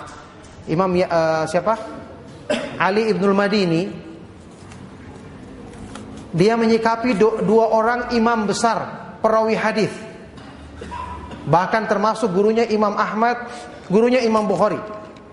Yang satu Abu Nuaim Al-Fadl Ibnu Dukain, dan yang kedua Imam Affan Ibnu Muslim As-Saffar. Ali bin Madini pernah mengatakan, Abu Nuaim wa Affan saduqan. Abu Nuaim dan Affan ini dua orang yang terpercaya dalam masalah hadis. La aqbalu kalamahuma fir rijal, tapi aku tidak menerima kritikan mereka ketika mengkritik rawi. Fa innahum la yad'una ahadan illa ta'anu fi, karena mereka ini terbiasa membicarakan semua rawi tanpa ada dalil. Tidak ada seorang pun yang ditinggalkan kecuali dikritik. Nah, ada sebagian ikhwan kita yang belajarnya terlalu kelas seperti itu. Semua orang salah, cuma dia dan keluarganya yang salafi. Jadi yang masuk surga nanti cuma dia sama keluarganya saja. Masya Allah, surga itu luasnya seperti langit-langit dan bumi, cuma satu keluarga yang tempati. Ya, ini karena semua disalahkan. Ada sebagian yang seperti ini, kalau sudah terbiasa seperti ini keadaannya, maka kritikannya ditolak karena terbiasa mengkritik tanpa dalil.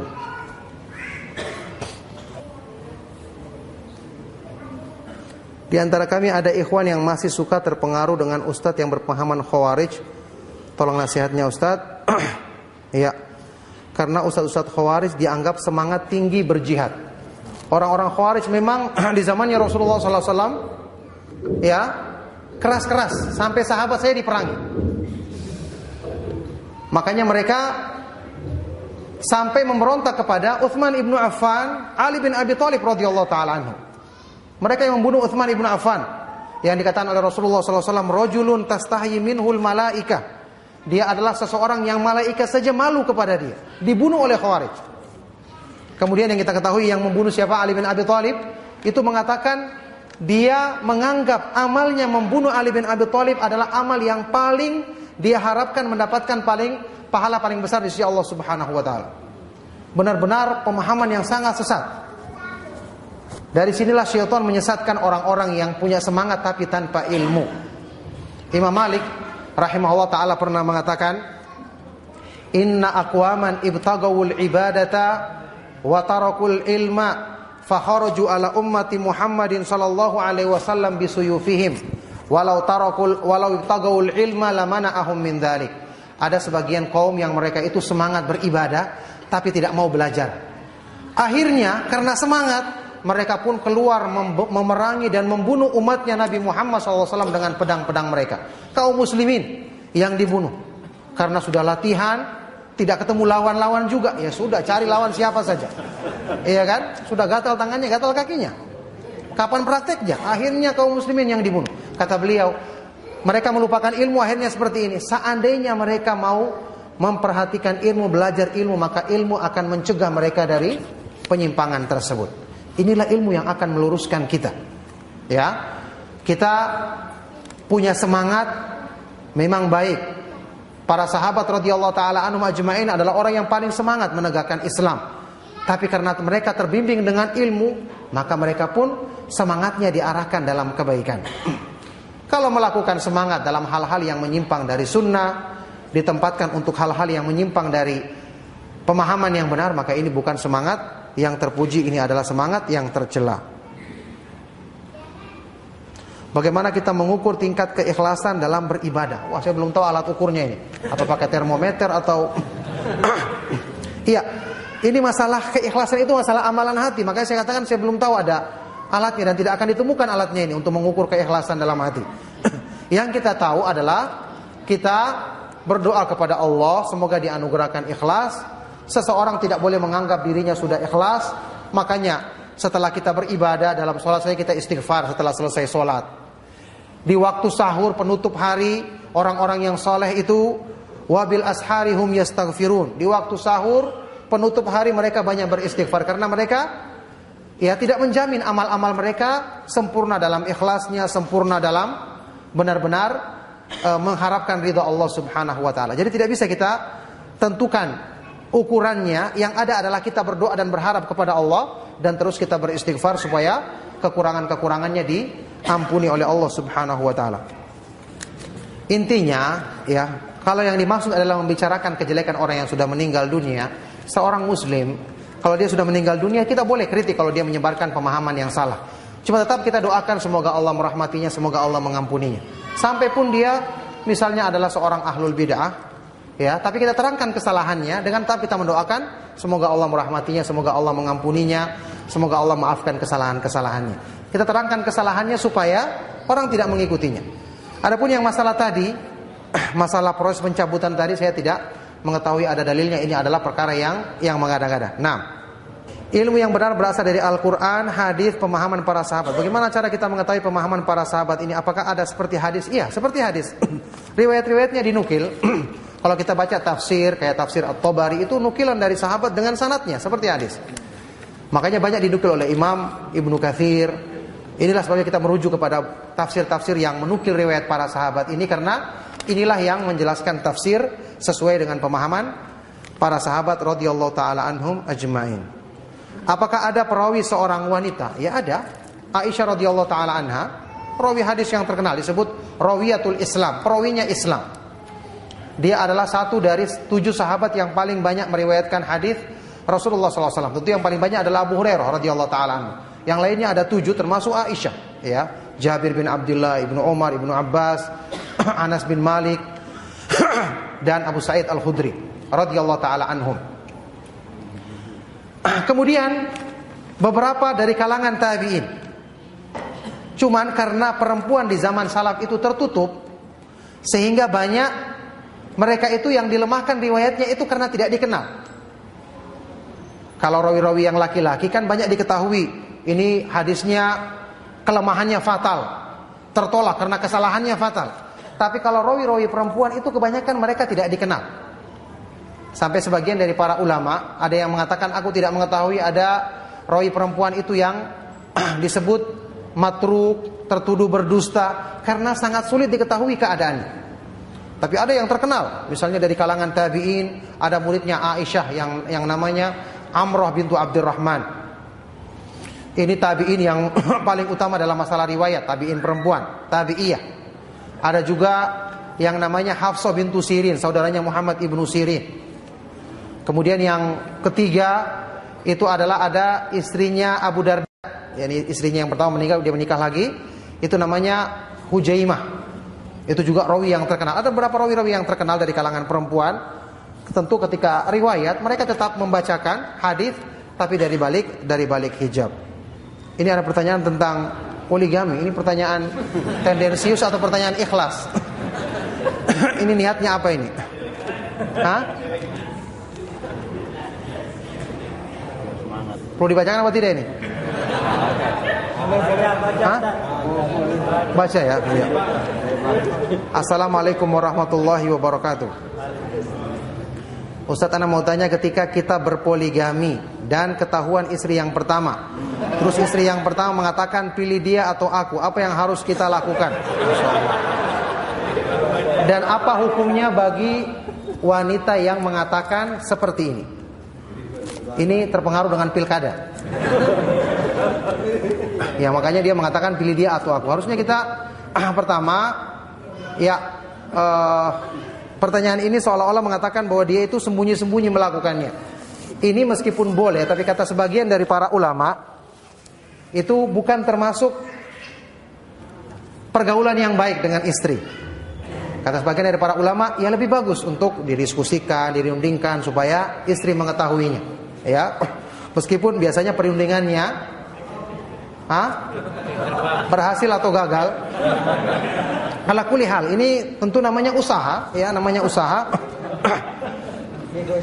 Kalau terjadi seperti ini, bersembunyi-sembunyi, kemudian dengan sebab ini dia tidak menaikkan keadilan, kemudian banyak berbohong, ya, ini nanti akan menimbulkan masalah karena pelanggaran-pelanggaran itu tentu akan menjadi sebab jauhnya pertolongan dari Allah Subhanahu wa taala. Ala kulli hal, hadapi seperti ini, cara seperti ini dengan sabar. Makanya dari awal diusahakan untuk caranya benar, caranya sesuai dengan syariat supaya akan mendatangkan hasil yang baik. Tentu juga yang perempuan dinasihatkan untuk tidak menyikapinya seperti orang yang jahil, orang yang tidak pernah belajar agama. Kasihan imannya, nanti bisa rusak gara-gara sikap-sikap seperti ini. Ala kulli hal, dua-duanya kalau berusaha untuk baik, insya Allah Allah Subhanahu wa taala akan berikan jalan keluar yang terbaik. Yang jelas dalam masalah ini pilih dua-duanya. Iya.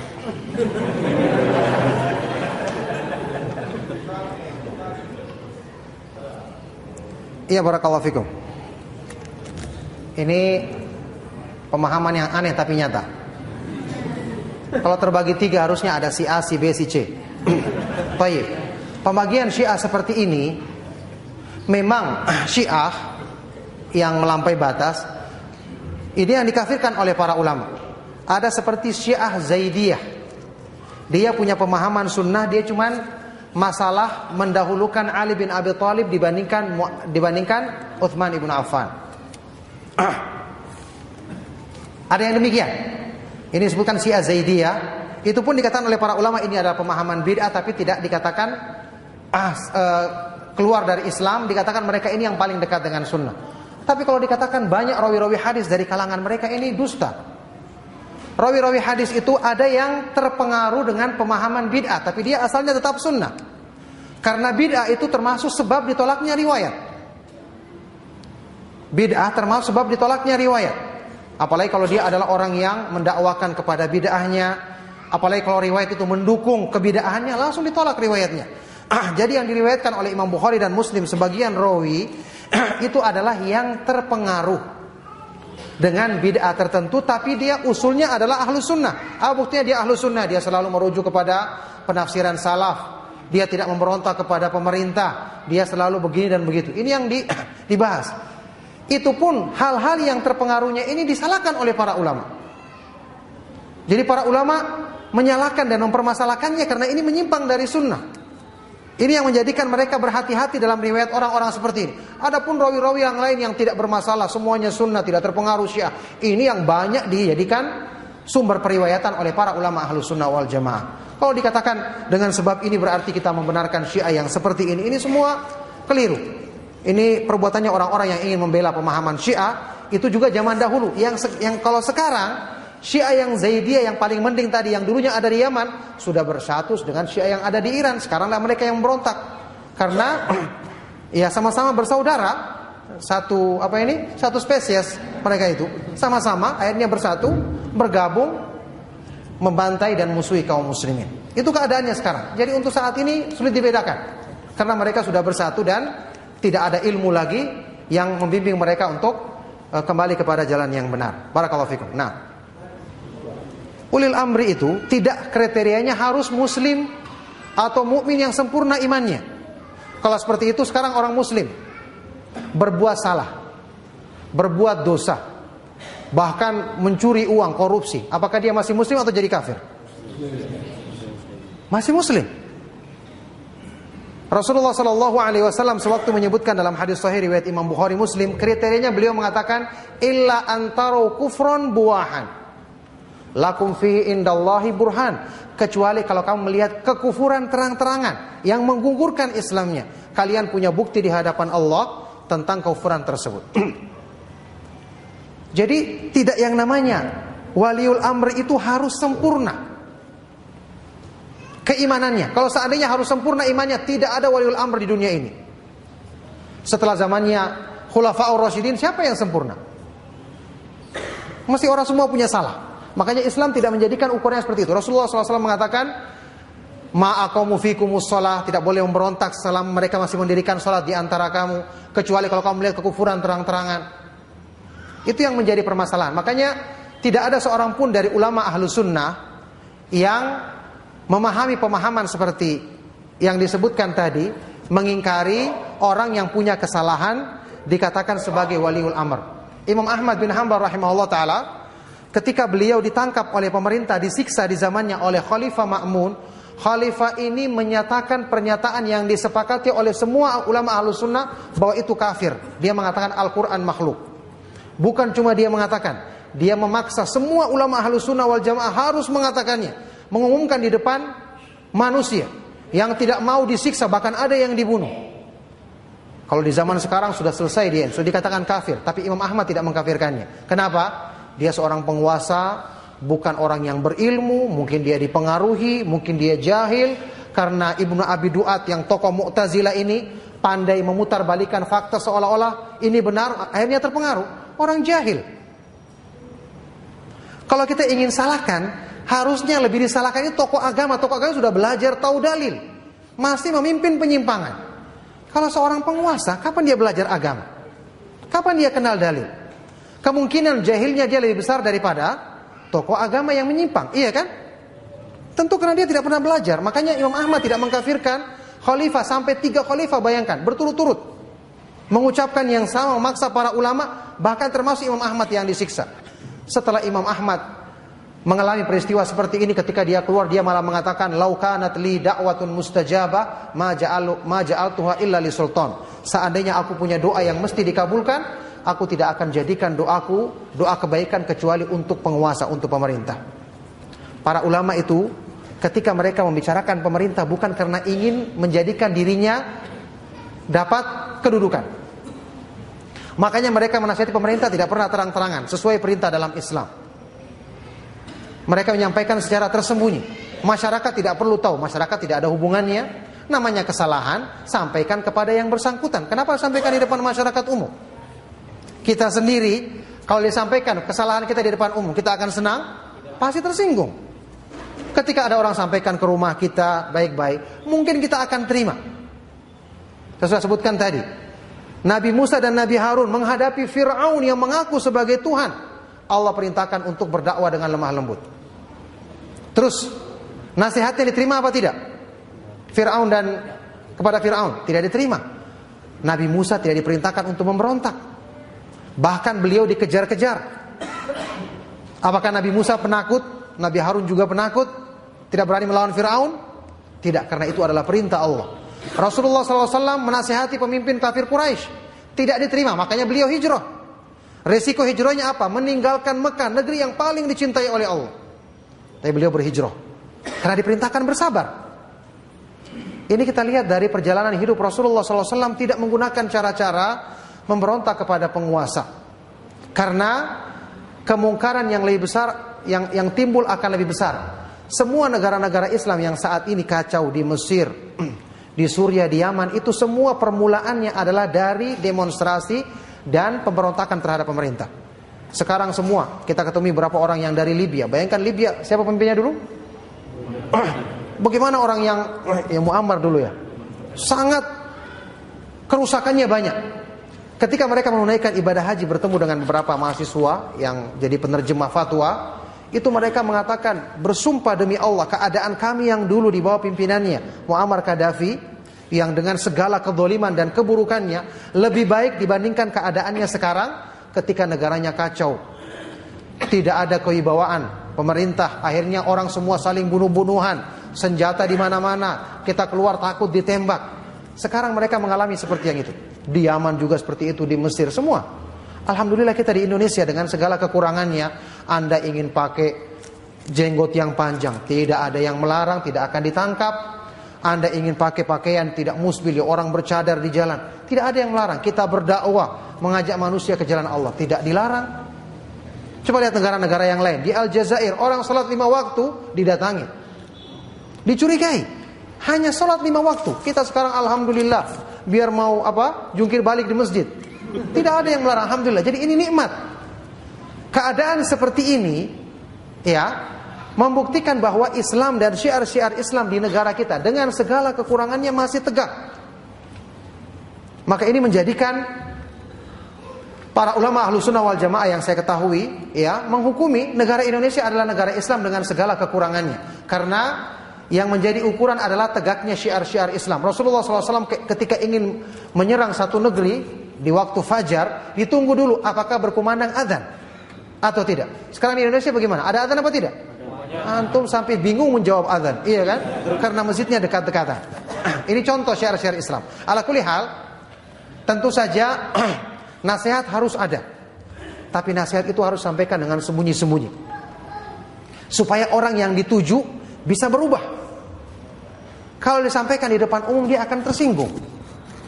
Dan ini dilaksanakan oleh para ustadz sunnah yang saya ketahui. Saya pernah menyaksikan beberapa ustadz langsung menyampaikan nasihat.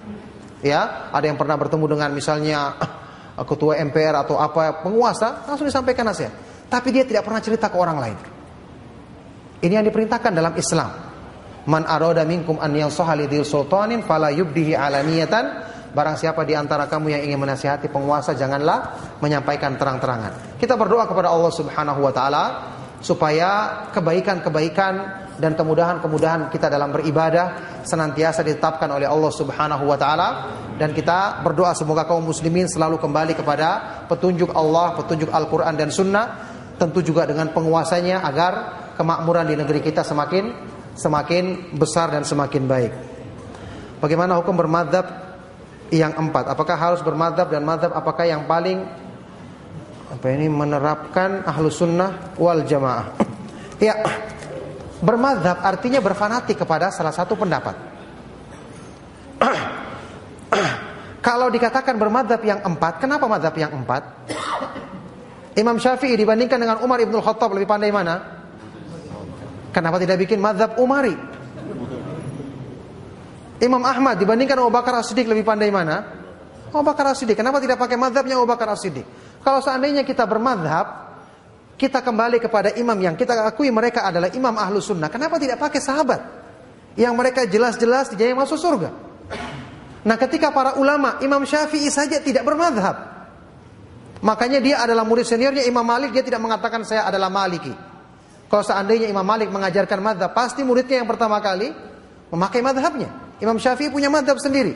Demikian pula Imam Ahmad adalah murid utamanya Imam Syafi'i. Dia tidak mengatakan saya adalah pengikut madzhab Syafi'i. Dan semua ulama madzhab mengatakan idza shahhal hadisu fahuwa madhhabi. Kalau hadis itu sahih maka itulah madhabku. Tidak ada seorang pun di antara mereka yang mengajarkan untuk berfanatik kepada pendapatnya. Yang benar, ulama itu kita jadikan pemahaman mereka sebagai sarana mengenal hukum Islam.